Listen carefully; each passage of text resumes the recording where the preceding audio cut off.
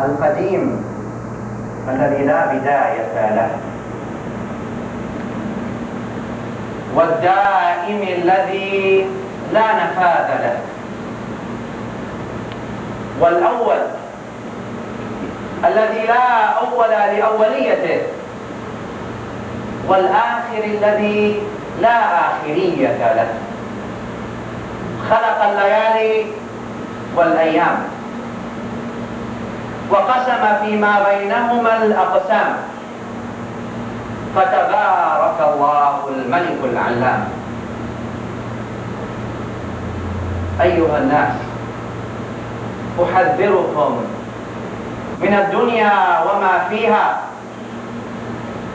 فإنها دار زوال وانتقال، تنتقل بأهلها من حال إلى حال.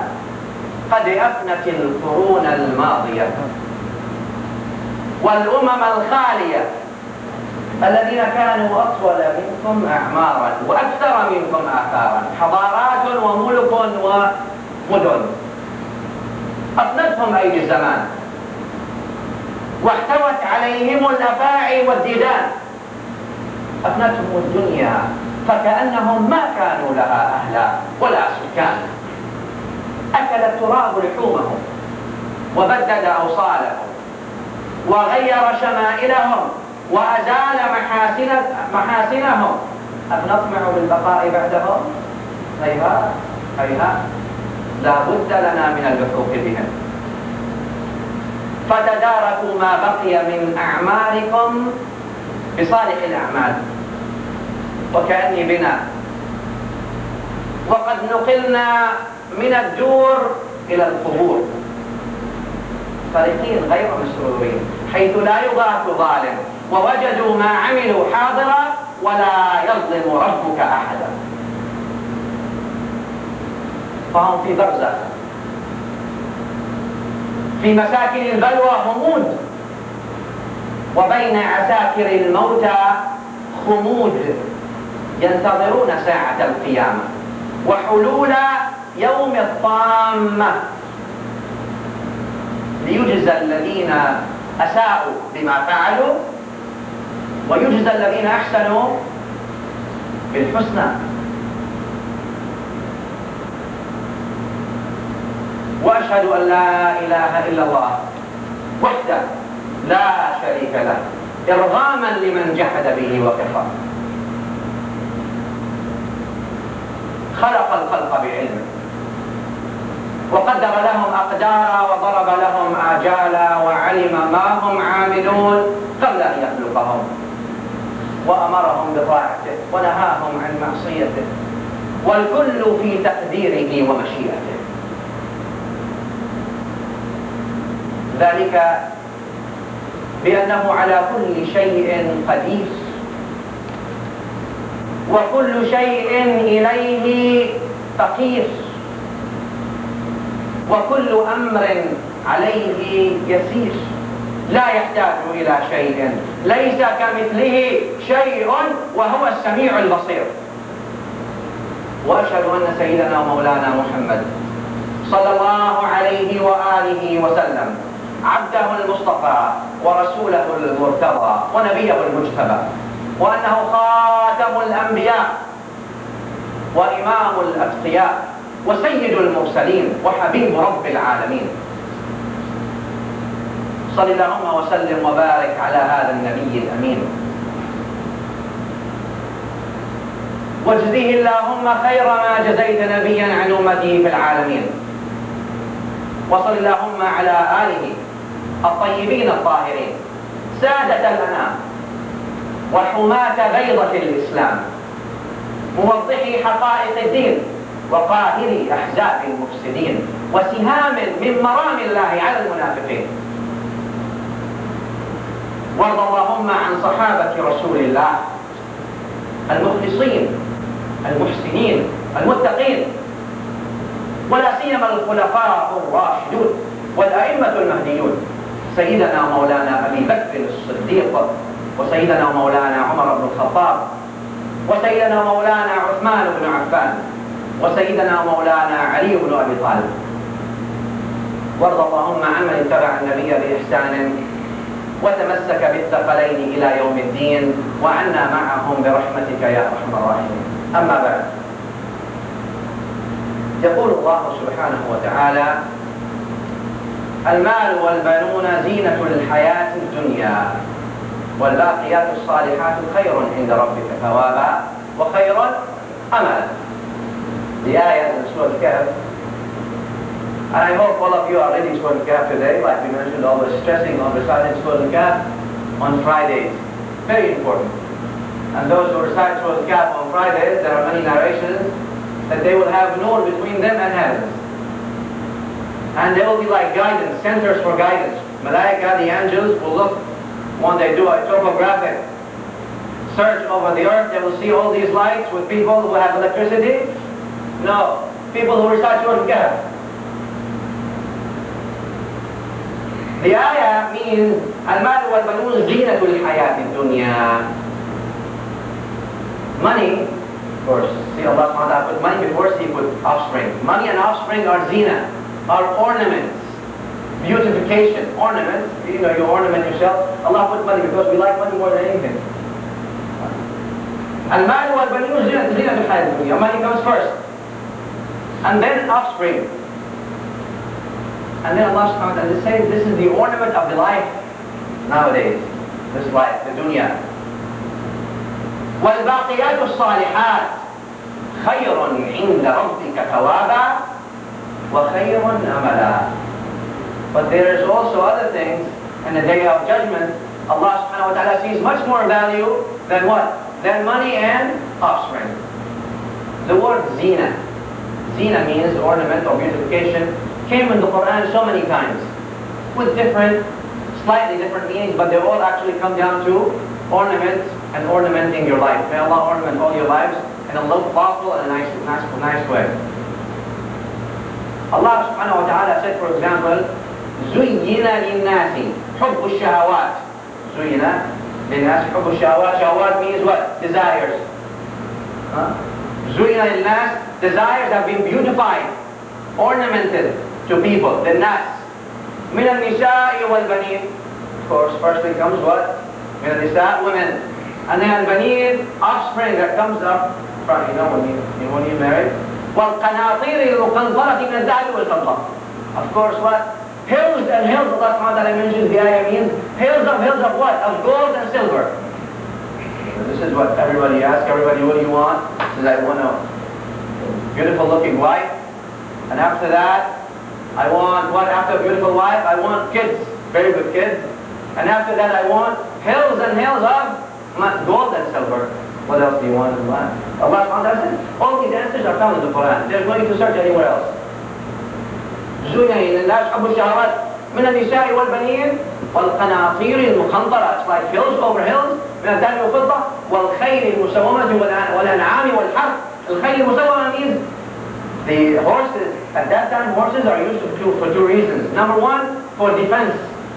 Now you have wife, you have kids, you have money, but you also want to be strong. You want to have the superiority.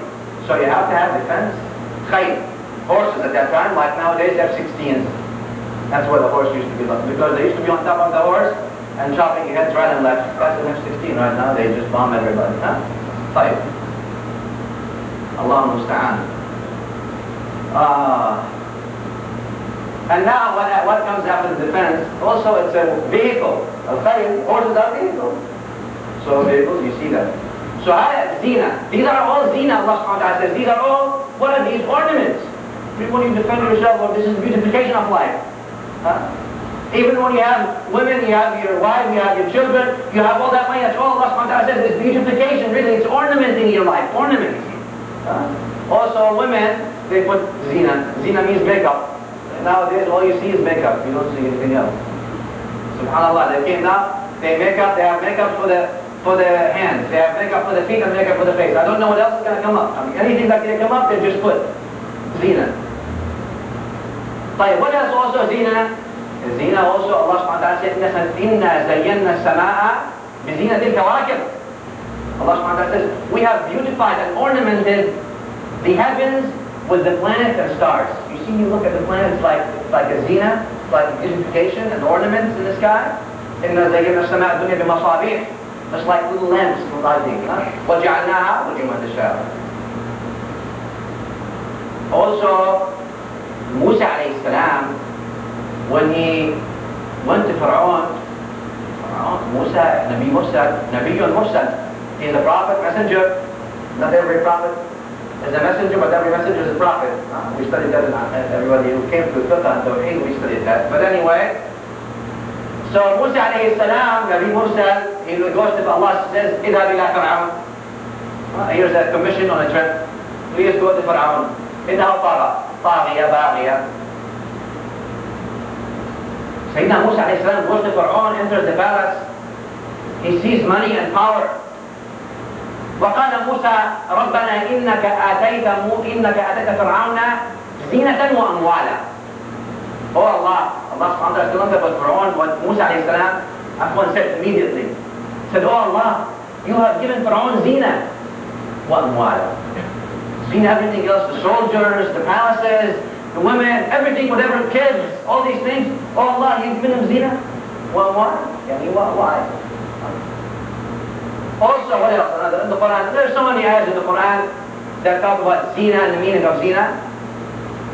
Allah subhanahu wa ta'ala says, وَالْخَيْلَ وَالْبِغَالَ وَالْحَمِيرَ لِتَرْكَبُوهَا وَزِينَةً. Also, not only that, الْخَيْلَ وَالْبِغَالَ وَالْحَمِيرَ, at that time horses, donkeys and mules. Or horses, mules and donkeys in that sequence. Allah subhanahu wa ta'ala says, it is for you so you can ride, and it's also what? A zina, an ornament, beautification. Look at us nowadays. You go buy a brand new BMW. What is this? Ornamenting your life, beautification of your life. Same thing they used to do back then. But there wasn't a model of that mule. What year was it made? It was just a mule. But subhanAllah, Allah subhanahu wa ta'ala telling you this was a zina for them. I have my horse, you take care of the horse, you wash the horse. Until now, you see that you're in the country, you're in the south, you see all these things. And just like nowadays, if someone has a nice car, he doesn't want to give it to you. In the old days, if they had a nice donkey or a nice mule, a nice horse, they don't want to give it to you. They don't want to lend it to you either. They went to Juha, and one of the people in the old days, they went to him.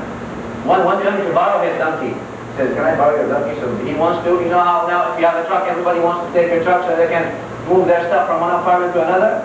The same thing used to be the old days. They used to use the donkeys, to move stuff or to carry stuff. So they went to Juha, they said, can you borrow my donkey? Juha immediately, this man, he knew that this man only comes to him if he needs something. So he hid the donkey before he came, he knew. So he put the donkey behind in the other room. He said, the donkey is gone. I lost him. So while this man is asking him, he said, and all of a sudden the donkey started making noises. He said, look, the donkey is back. He said, are you going to believe me or are you going to leave the donkey? He's not here. But they used to use it also as what? As vehicles to transfer things from one place to another. So also zina. Also to look good in it. You ride it, you look very good in it. Whether it's a horse, whether it's whatever it is. But I want to come down to the bottom line of the zina. What do we mean by zina? There are two kinds of zina from the ayah. Al-mal wal-banun, zinatul hayati al-dunya. Walakin hunaka baqiyat salihat. Allah subhanahu wa ta'ala did not say there's a zina for al-akhirah. But He doesn't have to say it because it is the sequence of the ayah. Al-mal wal-banun, zinatul hayati al-dunya. And then what happens to zinat al-akhirah? Al-baqiyat al-salihat. الباقيات الصالحات. هي زينة الدنيا والآخرة, as a matter of fact. زينة الدنيا, the ornament of dunya, and the ornament of what? Of al-akhirah. And this is the difference here. I want you to think about this, and it's very, very important because in our lectures I always like you to think, because we are Muslims, we're supposed to think, right? Not blindly follow anything. Nowadays it's like wind. Anything that comes, one comes, tells you something, okay, let's go this way. The other tells us, subhanAllah, like we don't have a book and a sunnah. We have a book and a sahih of the sunnah. And if all the people in the world stand up and say this is wrong, and the book and sunnah says it's right, then you are right. And the story. إن إبراهيم كان أمة. Ibrahim alayhi salam by himself. Allah subhanahu wa ta'ala said, the whole entire world أجمعت الأمة الكافرة. الأمة الكافرة أجمعت كلها. The entire people of the world, not only one. Everybody in the world. Imagine, you're standing against everybody. Everybody against Ibrahim alayhi salam. Ibrahim, you are violating our traditions. How can you say these things? Huh? Ibrahim, حرقوهم وانظروا آلهتكم. Burn him alive, not only kill him. Subhanallah. Look at how extremely they were hurt by Ibrahim alayhi salam, and he is all caring about them. But they said, حرقوه. Allah subhanahu wa ta'ala says on their behalf, means burn him and give victory to your aliha, to your gods. حرقوه وانظروا آلهتكم. الأمة كلها أجمعت عليه. Allah subhanahu wa ta'ala praised him. Said, Inna Ibrahima kana umma. Ibrahim by himself, Allah said, is a nation by himself. That's all. By himself. Everybody else is an ummah. But Ibrahim is ummah. He said he went to Iraq at that time. That time and this time. I'm going to Allah. In other words, what? I'm leaving you. I can't handle you anymore. Allahumma salli ala Rasulillah wa alihi. So we have two kinds of zina. We have a zina that is permanent and a zina that is temporary. Temporary is the zina of the dunya. Zina of the dunya is always temporary. You buy, women go and buy all kinds of makeup. Every day they come up with a new brand name. One Avon, one, I forgot what they call it anyway. $50, $60. Expensive. MashaAllah. May Allah give you all money and spend it in good ways. So they have zina. But what happens in the morning, or when you take some hose of water and you put water over that zina, it goes away. Zina doesn't remain. It's not permanent. It's temporary.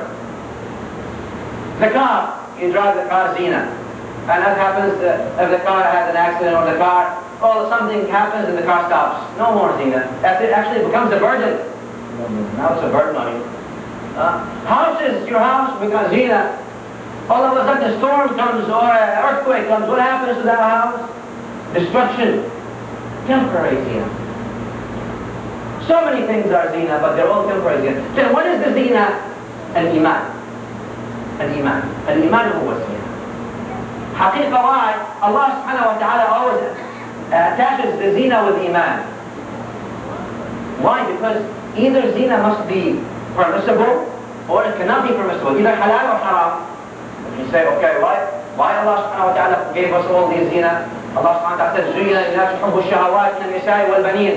And now you're saying that nisa, women and offspring and money and horses and cars, all these things are zina, and they are all ornaments and they are temporary and misleading. Then why does Allah give them to us? Should we have zina or shouldn't we have zina? Is it halal to have zina or is it haram to have zina? Which one is it?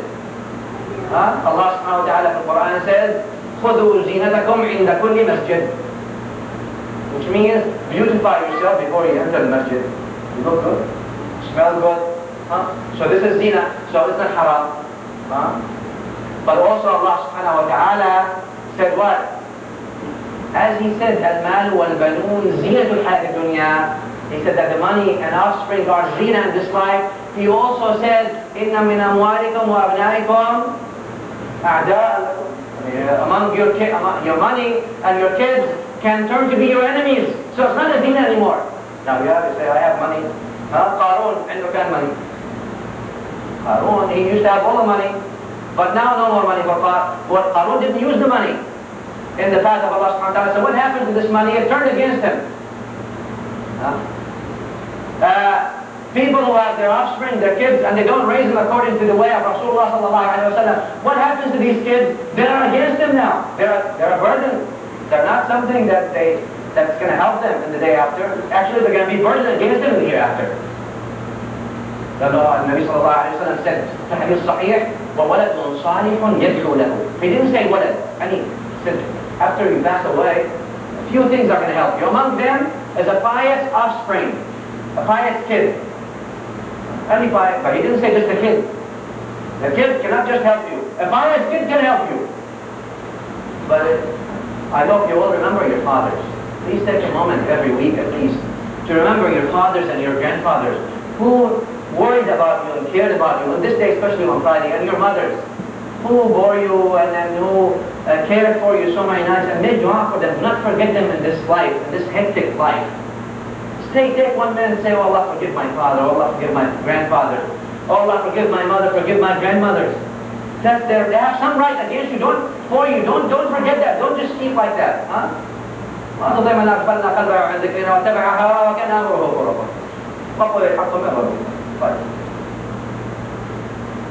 So we have two kinds of zina. These zina, one is temporary, one is not temporary. Look at societies. What is the zina of society? You see the zina of society, when you go to a society and they have morals, they have ethics, they respect those of them who are scientists, steep in knowledge, successful people. That's, you see, zina. This is a good zina, this is permissible zina. But now you go to a society, look how everything it can be taken in two ways. And you go to society and you see who is up in the society are the people that take bribes. You bribe them. The thieves, the thugs of society, the criminals of the society are the ones who lead society. You see how the beauty of is gone now and it's against the society? I'll give you a similar example. Fish. Allah subhanahu wa ta'ala created every creation, kul makhluq, every creation has a beautification in its environment, ornamented environment really. Look at the fish. They are in what? In the ocean. When you look at fish swimming in the ocean, you appreciate them. You say subhanallah. But take that fish and put it in the air. Say, well, the air is beautiful, let me just put you in the air. What happens to the fish? It's no more, that beauty is gone anymore. You change that life and beauty to death. Therefore, the life of Muslim is where? With the book of Allah subhanahu wa ta'ala and the Sahih of the Sunnah of Rasulullah sallallahu alayhi wa sallam. And once you take them out of that, it's like you've taken a fish out of its environment. That's why what will happen? Destruction and death. Simple. 6 things, scholars said, 6 things are really ornaments and they cause deviation. What are these 6? Number 1, حب الدنيا وحب الرياسة. حب الدنيا means the love for dunya. And these six things, I'm going to categorize them in three things, and everyone leads to the other. Look at this. Scholars said حب الدنيا وحب الرياسة means the love of dunya and the love of leadership. If you love dunya, you love leadership, definitely. No doubt. No doubt. You see, the love for dunya. Allah subhanahu wa ta'ala does not mean by this, or the ayat do not mean like, you should not love the dunya. In other words, you should not work hard in it and do what you have to do to be successful in it. So you help yourself and you help your society and you help mankind. No, you must do that as a Muslim. You must do that. No, but the love for dunya is meaning just indulging in everything in the dunya, forgetting the akhirah. This is the problem.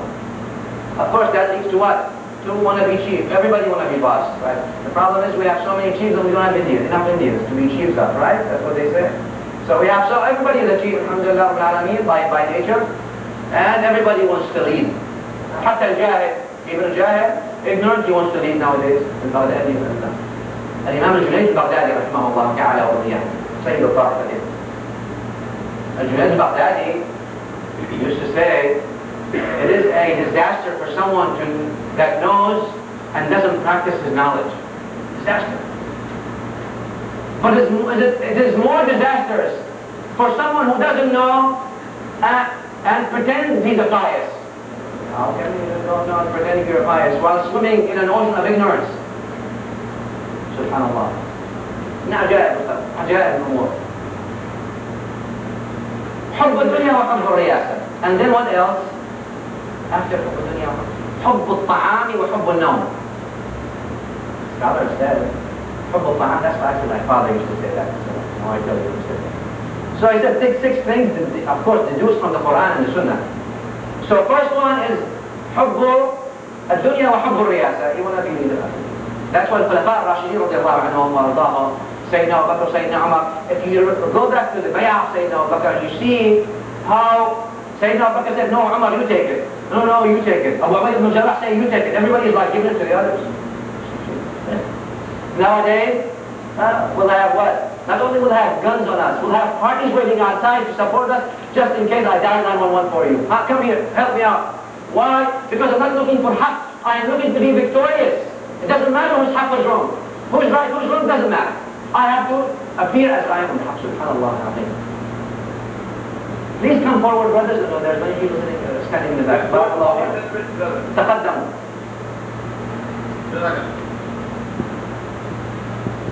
Are we done? 5 more minutes, inshallah. So, the second one is حب الطعام وحب النوم. النبي صلى الله عليه وسلم said in what Imam Bukhari narrated in his Sahih, and others also, Ibn Majah, الترمذي والنسائي, said المؤمن يأكل في معين واحد والكافر يأكل في 7 أمعاء. It means that the mu'min should rationalize his eating and eat like he has, if he has one stomach. But the non-believer eats like there's no tomorrow. SubhanAllah, may Allah forgive us now. That doesn't mean that everybody who eats much is kafir. No, but it means that this is habit of kuffar. May Allah protect us, because I personally eat a lot. I don't eat a lot, but when I have the chance to eat, I do. Which is not wrong, this is against Sunnah, SubhanAllah. So, حب الطعام وحب النوم, the love of food and the love of what? Sleep. These are two more destructive things. Of course, if you love food, eventually it's going to lead you to what? Love of sleep. You eat biryani like this and high, full of all these oils and all these fats. What's going to happen? You need 20 hours of sleep, not 4. 20 hours. 15 hours you have to sleep. Otherwise, what? Even if you go to sleep, your brain won't function. You all know that. Of course, after that comes halwa, and after halwa comes khalwa, and after all these things, subhanAllah. So that's why Nabi Sallallahu Alaihi Wasallam said it, what Madina narrated, ما ملأ ابن آدم وعاء شر من بطنه. Wallah, this is medicine. Wallahi, هذا هو الطب عند رسول الله صلى الله عليه وسلم. And if anyone wants to study medicine, I used to say, if anyone wants to study psychology, go to the Prophet. If anyone wants to study medicine, you should go back to Muhammad صلى الله عليه وسلم. ما ملأ ابن آدم وعاء شر من بطنه. Ibn Adam, the son of Adam, would not fill his stomach, would not fill anything more harmful to him than he fills his stomach. Look at our diseases. Cardiovascular problems, heart problems. Why? Well, sir, you eat too much fat. Diabetes. Why? You eat too much sugar. Everything, why? You put everything in your stomach. Who said these things? Any medical degree from where? What university? Jibreel alayhi salam. Rabbul Izzah, Jalla Jalaluhu. This is it. All these things is nothing compared to what Rasulullah sallallahu alayhi wa sallam said. بحسب ابن آدم لقيمات يقمن صلبه. Ibn Adam should just have like few bites so he can stand. Because sufficient energy is good. Too much energy, what happens to too much energy? If you have too much carbohydrates, they will go and store it in fat. And that causes you what? You want to sleep. And who sleeps? My father, rahimahullah ta'ala, used to say, من أكل كثيرا شرب كثيرا ومن شرب كثيرا نام كثيرا ومن نام كثيرا فاته من ذكر الله شيء كثير. Whoever eats too much has to drink too much, and who drinks too much has to sleep too much, and who sleeps too much will miss a lot of the dhikr of Allah subhanahu wa ta'ala. This is a natural law. أقول قولي هذا وأستغفر.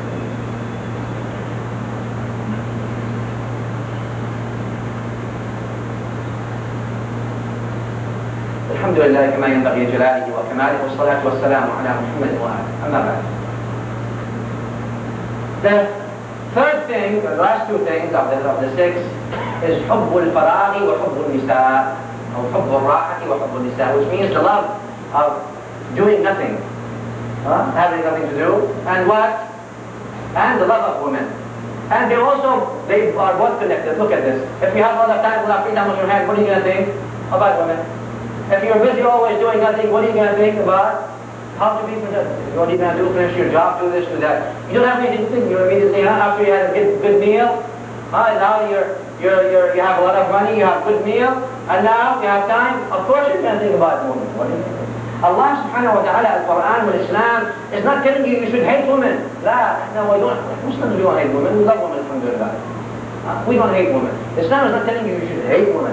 No, but Islam tells you what? You should love women in the appropriate fashion. Therefore, I will take you now back to the first ayah, and I hope you memorized it. زُيِّنَ لِلنَّاسِ حُبُّ الشَّهَوَاتِ. For people have been, the ornaments have been beautified for people from what? مِنَ النِّسَاءِ وَالْبَنِينَ. See, Allah subhanahu wa ta'ala does not just say nisa. It says nisa wal-baneen. Look, added al-baneen, the offspring, on nisa. Why? It's telling you there's a hint here. The hint is that you love the woman that you're going to have children with, and you should get married. Otherwise you would say nisa. No, al-nisa'i wal-baneen. That's why the Prophet ﷺ, he always considered that marriage is the essential pillar of society, building society. And you see the destruction of societies. Signs of the destruction of societies is what? Lack of marriages. And those are wars who are not really married. And those are most pious are usually married. The Sunnah of Rasulullah is what? To be married. And that's why I'll tell you, I'll finish with this event that happened in the Masjid of Rasulullah. Let's go back to the Masjid of Rasulullah and here the Prophet is sitting with his companions, and a man from Ansar comes. His name is Ikab. Ikab comes, Assalamu alaikum, wa alaikum assalam. The Prophet looks at him. He's a young man. He says, are you married? Do you have a wife? He says, La ya Rasulullah, I don't. He said, أنت صحيح وموسى? Are you healthy? You don't have any health problems, and you have enough income to live? He says, yes. No. He says, getting married, the Prophet says, being married and getting married is my sunnah. It's my way. It is the right way. And those who don't like my way, then they don't like me. Anyone who doesn't like the sunnah, لا يكفر حتى لا نؤمن. من يمنع السنة يكفر والعياذ بالله تعالى. Unbelievable.